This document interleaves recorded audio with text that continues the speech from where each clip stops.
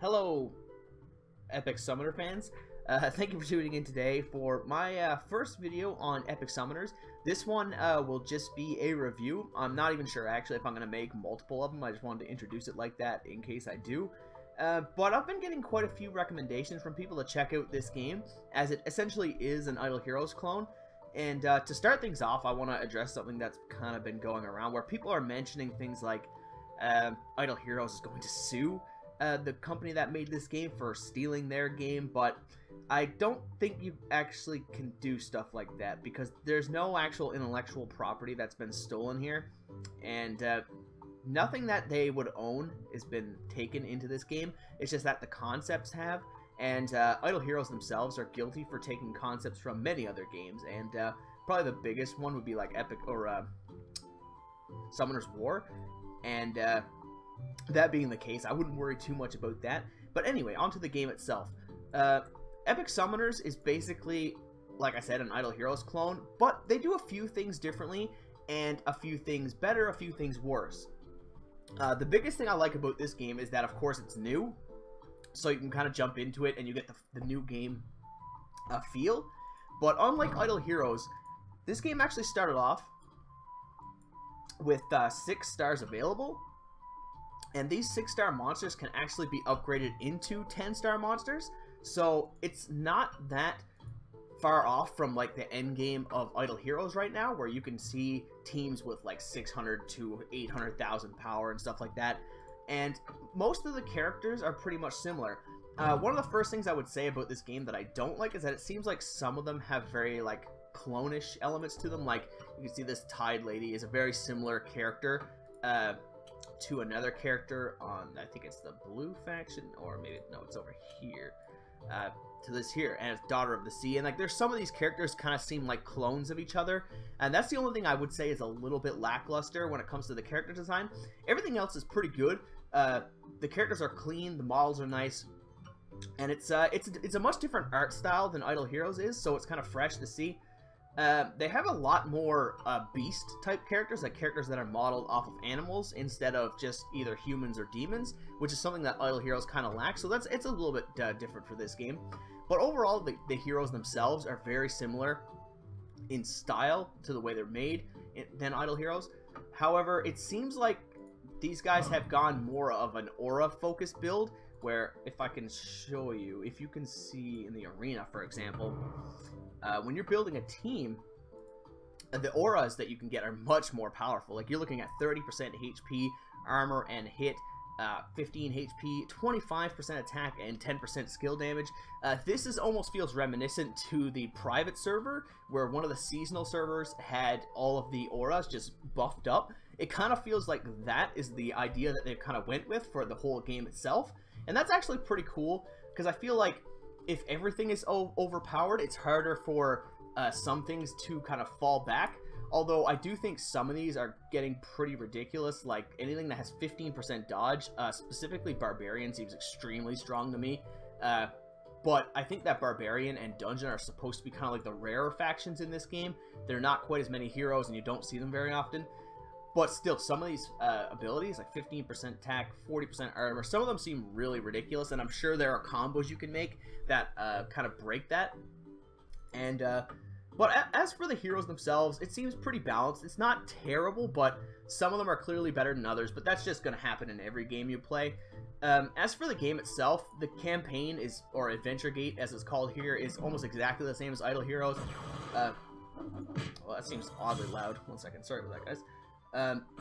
You can get these same like resources that you would from Idle Heroes, where you collect, you get spirit essentially, which is the green stuff, you get money, and you get experience, and as you level up you can progress through the campaign. You get level capped, and it's almost exactly the same as Idle Heroes.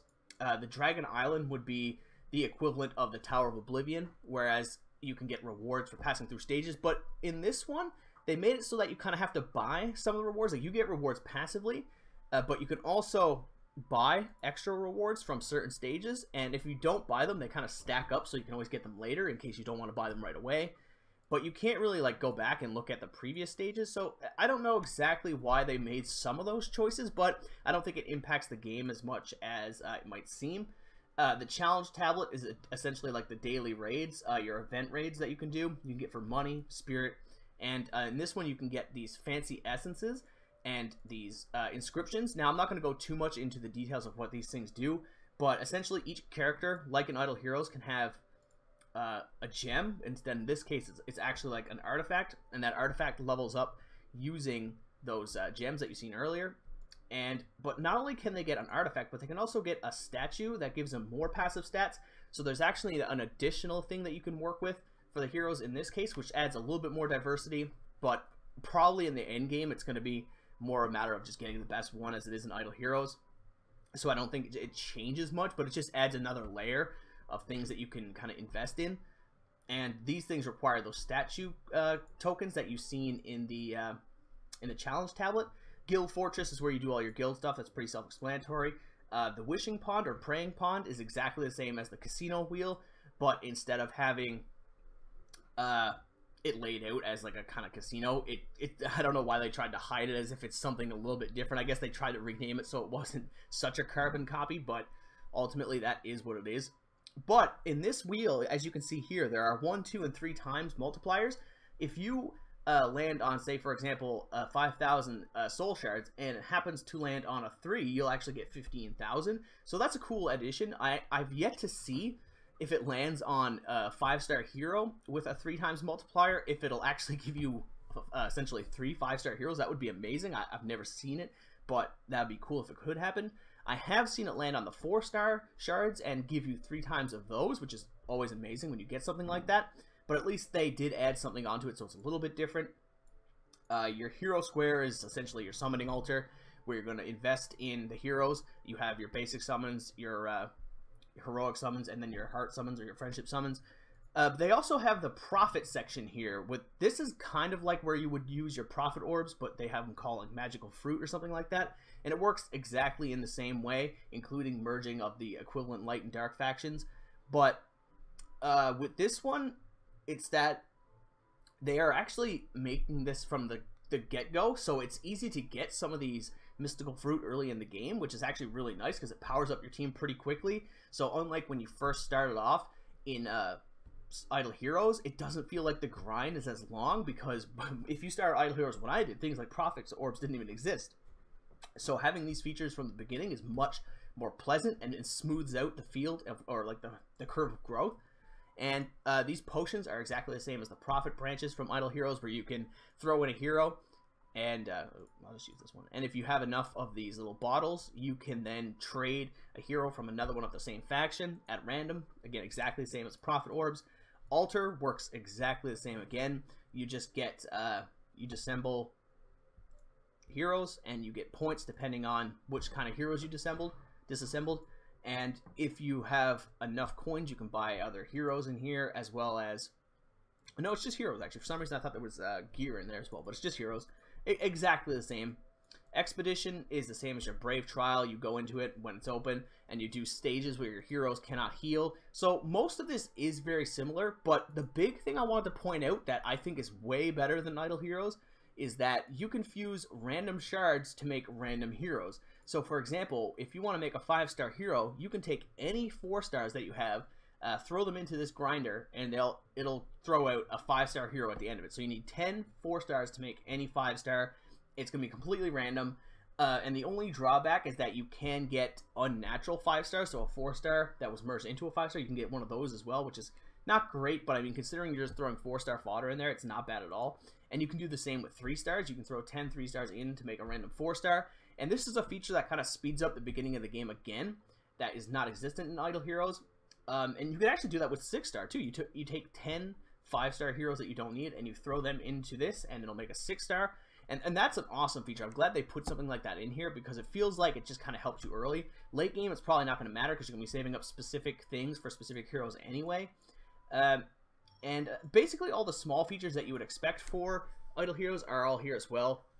Now, the only thing I would say is that this game, because it seems to have started off with 10 stars being available, means that unlike Idle Heroes, when you first start off, the pay curve is going to be ridiculous. Like, if it's equal pay to win as Idle Heroes, but it seems like people have kind of jumped onto that bandwagon a lot quicker, Whereas I remember after playing Idle Heroes for a month or two, people still hadn't really gone too crazy with the pay-to-win element of it. Like, we didn't really have someone who was like the equivalent of a VIP 10 to 13 at that time. Whereas in this game, if you check out the Guild Wars, I've gotten actually Gaming with Geo to send me screenshots of some of the high-end Guild Wars. Some of these guys have already spent clearly thousands and thousands of dollars. So I would not take this game too seriously competitively unless you want to be a huge whale. But you can take it competitively on your server. For example, this server's been out for like, I think 2 weeks now, maybe 3 weeks. And the top player isn't actually that far ahead. He only has 3 6-stars, which is not that unrealistic for a pay-to-win game. You could have gotten that by simply paying for your monthly cards, which is available, and you could have gotten lucky and gotten that as well. And I know that's still technically pay-to-win, but what I mean is that it's not thousands and thousands of dollars, which is where I find the games start to get a bit unrealistic. But overall, this game is very fun. I managed to hook myself a 5-star hero. Apparently, it's one of the best ones you can get in the game very early, so that kind of motivated me to keep playing. I initially only started to play this because I wanted to do a review of it, and I might do a bit more of a detailed one going forward, but for now I just wanted to cover the basics and what I think of it. And because I got this 5-star, though, it kind of made me feel like I should play more. And that was actually when I realized that it's kind of like it's a bit of a Skinner box tactic, but because I haven't spent any money, I'm basically just getting enjoyment out of this game, and that's it. And once I realized, I was like, well, that's exactly the same way I felt about Idle Heroes. Then I realized I should definitely recommend this to anyone who plays Idle Heroes to give this a try. There's no harm in it. If you don't like it, just uninstall it, and that's the end of it. But if you do like it, it can essentially be another way to play a similar game with a different coat of paint, as well as some different features that you might not have tried. So give it a try and let me know what you guys think in the comments below. Again, the game's name is Epic Summoners. It's definitely available on Android. I'm not sure if it is on iOS. I don't have Apple products, so I don't know if it is or not. But I'm sure someone in the comments will let you guys know. But either way, guys, thank you very much for watching, and have a great day.